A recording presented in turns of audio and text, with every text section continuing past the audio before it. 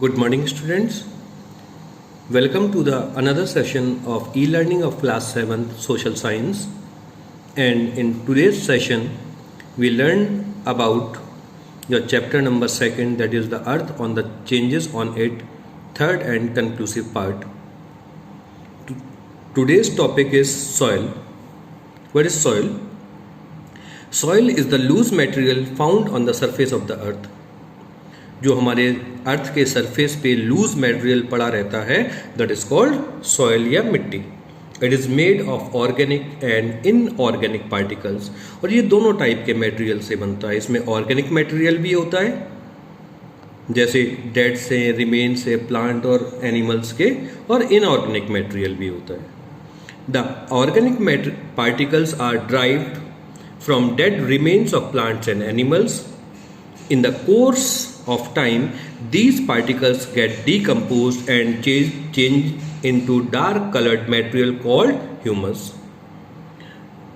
जो पेड़ों के पत्ते झड़ जाते हैं, टहनियाँ झड़ जाती हैं, तो समय के साथ साथ या जानवर के अवशेष बचे रहते हैं, ये समय के साथ साथ खराब हो जाते हैं, पूरी तरह से डीकम्पोज हो जाते हैं, और लास्ट में वो एक डार्क टाइप के मटेरियल में कन्वर्ट हो जाते हैं जिसे हम ह्यूमस कहते हैं. The humus present in the soil contributes to the fertility of the land. और इस ह्यूमस की हमें बहुत ज़्यादा ज़रूरत होती है. क्यों? यही ह्यूमस हमारे लैंड की फर्टिलिटी को बढ़ाता है. This is rapidly formed in humid areas due to heavy growth of plant and rich animals. और ऐसी जगह जहाँ पर नमी ह्यूमिड ज़्यादा होती है वहाँ पे ह्यूमस के फॉर्मेट होने की टाइमिंग बहुत ज़्यादा इंक्रीज हो जाती है, बहुत तेज़ी से होता है. However humus is low in desert soil. और जहाँ पे डेजर्ट है वहाँ पर ह्यूमस बनने की, ह्यूमस का फॉर्मेशन होने की जो प्रोसेस है वो बहुत स्लो होती है. ये तो हुए organic materials. The inorganic particles are derived from rocks. और मिट्टी कैसे बनती है? रॉक से भी बनती है ना. ये इनऑर्गेनिक मटेरियल हो गए. They include loose disintegrated particles of different sizes. Large size particles are called gravel, जो बालू होती है. Where the smaller ones are called sand. बड़े पार्टिकल्स को तो हम ग्रेवल कहते हैं, जो छोटे पार्टिकल्स होते हैं उन्हें सैंड कहते हैं या सिल्ट और क्ले कहते हैं. A mixture of these particles gives rise to different types of soil as per their proportion. और हमारी मिट्टी में किस टाइप का मटेरियल, ऑर्गेनिक मटेरियल या इनऑर्गेनिक मटेरियल कितना कितना मिला हुआ है, उसी टाइप से वहाँ की मिट्टी भी बनती है. These are called sandy, loamy and clayey soils.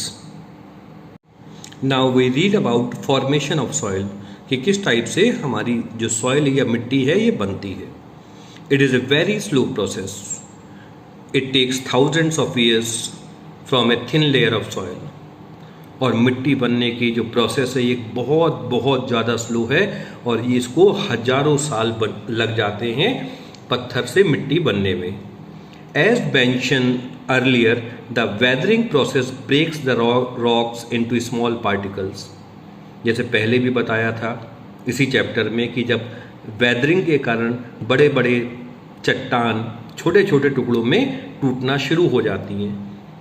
These are then carried away by water, wind, etc.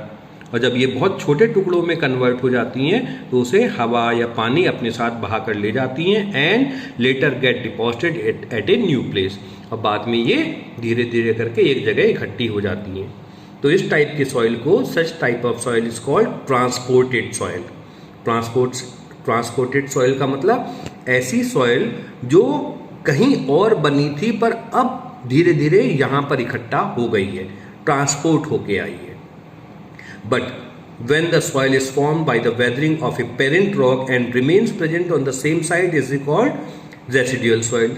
पर यदि कोई मिट्टी वहीं की चट्टान से बनी है और वहीं पर रखी हुई है, बनी हुई है, तो उसे कहेंगे हम रेसिडुअल सॉइल. तो दो टाइप की सॉइल हो गई. ट्रांसपोर्टेड सॉइल मीन्स जब मिट्टी कहीं और बनी थी और हवा और पानी के कारण वो बहकर इधर आ गई है, या उसे तो हम कहते हैं ट्रांसपोर्टेड सॉइल, और रेसिडुअल सॉइल जो हमारे पास ही बनी थी। The soil forming process continues over a long span of time.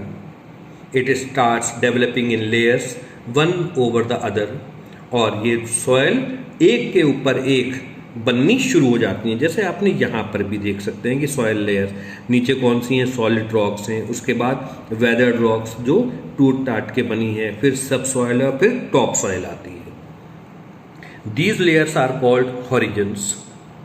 From bottom to top the lowest horizon is called bed rock, जहाँ पे कुछ नहीं होता। Then comes the horizon of weathered rocks and it is followed by the subsoil and topsoil. The topmost horizon is rich in humus, और humus कहाँ पे मिलता है हमें? सब topsoil में ही मिलता है। Now we read about distribution of major soil types in India and other sites also. Soil is generally classified on the basis of color and texture. Soil को नॉर्मली हम उसके कलर के कारण और उसके टेक्सचर कि उसमें क्या क्या मटेरियल है उसके अकॉर्डिंगली क्लासिफाई करते हैं। सबसे पहला है alluvial soil. It is found over a large part of India. It is mainly found by the deposition of sediments by river and is confined to northern and coastal plains. Alluvial soil जो हमारे India के maximum जगह पर मिलती है, और ये कैसे फॉर्म होती है? It is mainly form by the deposition of sediments by reverse.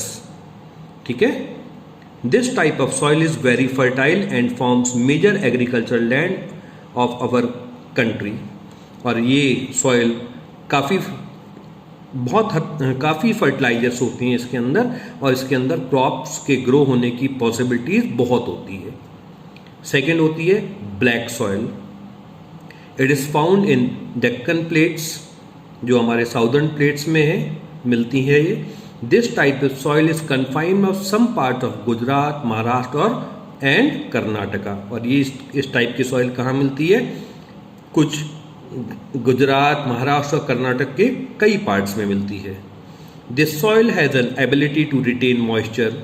Black soil में एक बहुत बड़ी खासियत क्या होती है कि इसमें मॉइस्चर, पानी की नमी काफ़ी समय तक रहती है। And become sticky when wet, और ये चिपचिपी टाइप की हो जाती है जब गीली होती है। It is largely used for growing cotton and this is popularly known as cotton soil. और कॉटन या कपास जिससे हमारे बाद में कपड़े बनते हैं, उसका प्रोडक्शन करने के लिए इस टाइप की सॉइल सबसे अच्छी मानी जाती है। इसलिए इस टाइप की सॉइल को कॉटन सॉइल भी कहते हैं। और सबसे बड़ी बात, इसका कलर भी ब्लैक ही होता है, इसलिए इसे ब्लैक सॉइल कहते हैं। थर्ड इज रेड सॉइल, लाल मिट्टी। As the name suggest, this soil is red in colour due to the presence of iron particles. जैसा नाम से ही पता चलता है कि इस सॉइल का कलर कैसा होता है? रेड टाइप का होता है। क्यों? क्योंकि इसमें आयरन पार्टिकल्स बहुत सारे होते हैं, और आयरन में जब जंग लग जाती है तो उसका कलर लाल हो जाता है। Red soil is confined to a peninsular India and some patches of the north eastern parts of India. It is highly prosperous, fine grained and deep. And fourth is laterite soil. It is found over the hill slopes of peninsular plate. ये peninsular plates के ऊपर की side में, hills में मिलती है। The laterite soil is found in the regions of heavy rainfall. ये ऐसे रीजन्स में मिलती है जहाँ पे बहुत ज़्यादा बारिश होती है। It is form by the leaching process. Apart from these 4 types, तो ये 4 टाइप की हो गई हमारे पास, है ना। पर इनके अलावा भी there are desert and mountain soil. Desert soil भी होती है, माउंटेन सॉइल भी होती है। They are found in their respective regions. Removal of the top layer of soil is called soil erosion. जब किसी कारण से जो मिट्टी की ऊपरी सतह हट जाती है तो इसे हम कहते हैं soil erosion. We must understand that soil erosion is a serious problem affecting land all over the world. और सॉइल इरोशन हमारे लिए बहुत खराब चीज़ है, क्योंकि बेसिकली जो सॉइल की टॉप लेयर है इसी में ह्यूमस होता है, यहाँ से लैंड को फर्टिलिटी मिलती है। अब यदि यही पोर्शन हट जाएगा तो फिर लैंड की फर्टिलिटी ख़त्म होनी शुरू हो जाती है। In certain areas the soil erosion has become is serious has become menace with cause decline in crop yield. कुछ एरियाज में तो सॉइल इरोशन के कारण जो क्रॉप्स उगनी ही बंद हो गई हैं। This is happening due to wrong human practices like cutting of trees, over grazing of animals, besides many other reasons. और इसके मेन कारण क्या हैं? जो हम पेड़ों को काट रहे हैं, पेड़ क्या करते हैं, मिट्टी को अपनी तरह अपने साथ जमा कर रखते हैं, और यदि पेड़ों को काट देंगे तो मिट्टी भी उखड़नी शुरू हो जाएगी।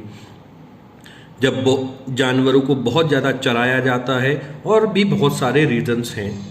Soils erosion needs to be checked through appropriate measures of soil conservation such as plantation of trees, selective agricultural practices like crop rotation and multiple cropping method। Soil erosions को हमें सही करना चाहिए, और इसके कई सारे तरीके हैं, टेक्निक्स हैं जिनसे हम इसको सही रख सकते हैं। जैसे हम नए नए ट्रीज लगाएं, सेलेक्टिव एग्रीकल्चरल प्रैक्टिसेस जैसे क्रॉप रोटेशन, आज खेत में एक आइटम लगाई, फिर 4 महीने बाद दूसरी क्रॉप लगाई, इस टाइप से, ठीक है। We need mass awareness and adoption of these particles at local level. और हम इंसानों को इसके बारे में बहुत कुछ सोचना चाहिए और अवेयरनेस फैलानी चाहिए। Okay, this is the end of the chapter number 2। Thank you.